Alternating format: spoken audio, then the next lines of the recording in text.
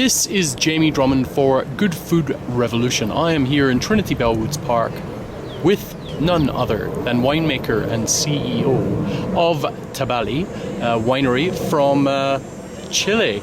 This is Mr. Felipe Müller. How are you today, sir? Hi, Jamie. Fine, and you? Superb. Enjoying this Toronto summer. Great. Lovely. Great weather. As you know, we're in winter now in Chile. Of course. So coming here to this sunshine and all this vegetation is fantastic. Really nice. Now you are joining us all the way from Santiago, where you are based. Yes. And you have been the winemaker at Tabali for 10 years now. Please tell us a little bit about the winery and the philosophy behind the winery. Well, Tabali is a very unique and special winery because of many things. One, because of the location where the vineyards are planted. We're located in the north part of Chile. Technically speaking, it's a pre-desertic area. It's almost where the Atacama Desert starts.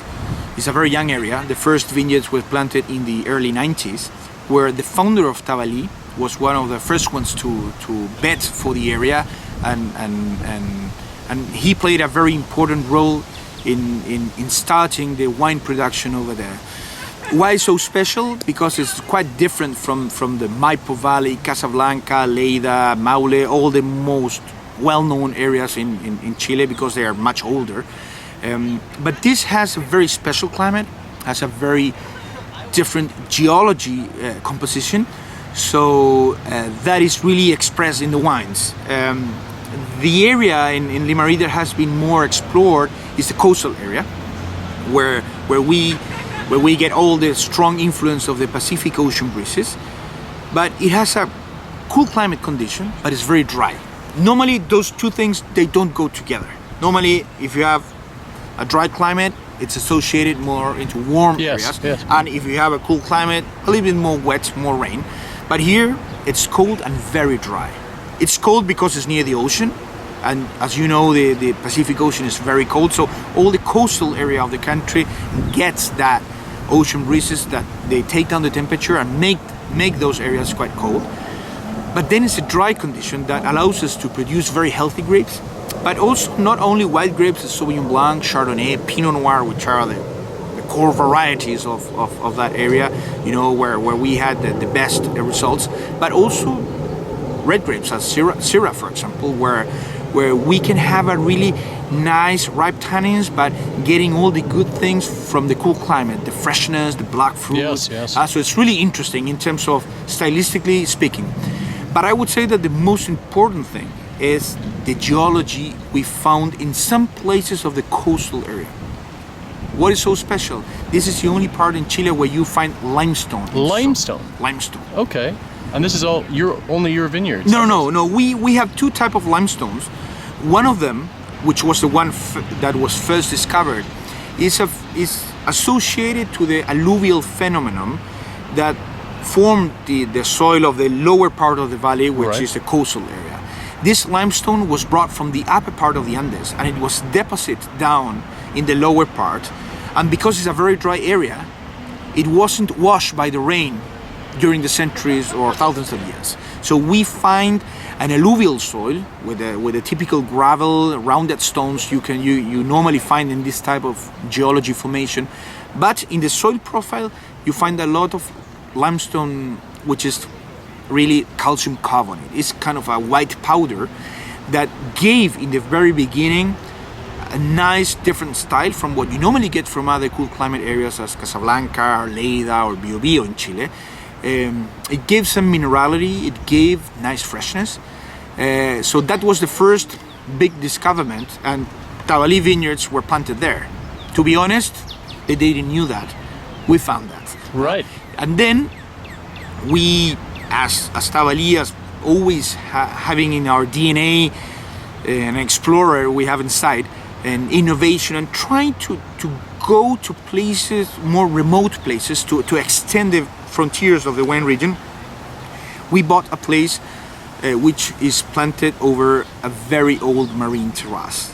This area was the bottom of the oceans for millions of years. Right. And then because of the famous earthquakes we have down there, it was brought up into the surface, and after thousands of years of rain and weather changes, we have a very weathered rock, a very fractured limestone that allows the roots of the vineyards to go down, to penetrate and explore the whole geology.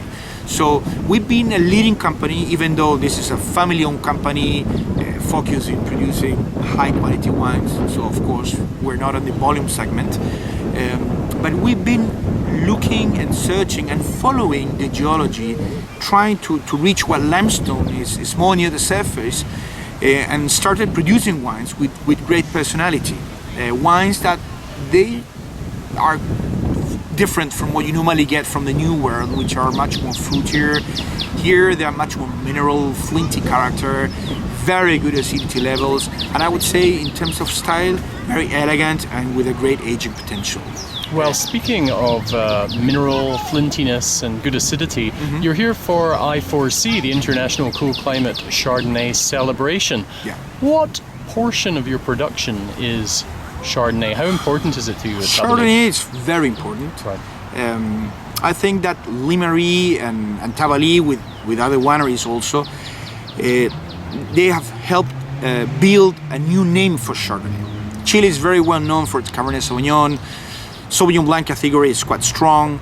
Cabernet, of course, we are the ones, not only the only ones producing it, but of course we have the biggest market share of it.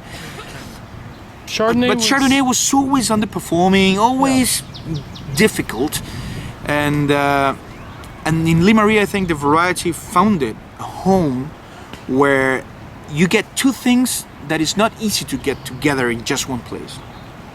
One of it is very nice freshness, elegant, mineral, flinty character Chardonnay, but at the same time Chardonnay with good structure, good mouthfeel, wines that are more serious. So Tabalí, one of the most important varieties is Chardonnay, and if I'm not wrong, nowadays in terms of production, Chardonnay is between 20-25% of our whole production, which is a lot. Normally Chilean wineries, they are much more red wine orientated. Right. So the typical percentage is 70% red, 30 white. In our case, it's different because we're in a cool climate situation where Sauvignon Blanc, Chardonnay are very strong, and of course Pinot Noir, and what I was telling you about Syrah also. Now, Chardonnay has sort of had a bit of an image problem for, I don't know, shall we say 15 years or something like that. I put that down to there being a lot of, well, basically it was ubiquitously obsequious in many ways. There were a lot of very mediocre Chardonnays out there. What do you think has brought about this renaissance of Chardonnay? Well, I think for me, Chardonnay, you don't have to follow the trends, some opinions. For me, Chardonnay is the king or the queen of the whites. It's a wine that when it finds a good terroir, it's very elegant, it's very complex. The thing is that it's not easy to find those places. As a Chardonnay producer, as you said, 15 years ago, during all this time, Chardonnay is the ABC, anything but Chardonnay. I always said, if you have a good quality, if you have a good product, there will always be a space for it. What is happening in Chile in the moment is that the country, different companies are exploring better terroirs, and with all the knowledge during the last 30 years, the new plantation, clonal selections, soil studies, I think they're giving very, very good results in the quality, in the different levels of wines.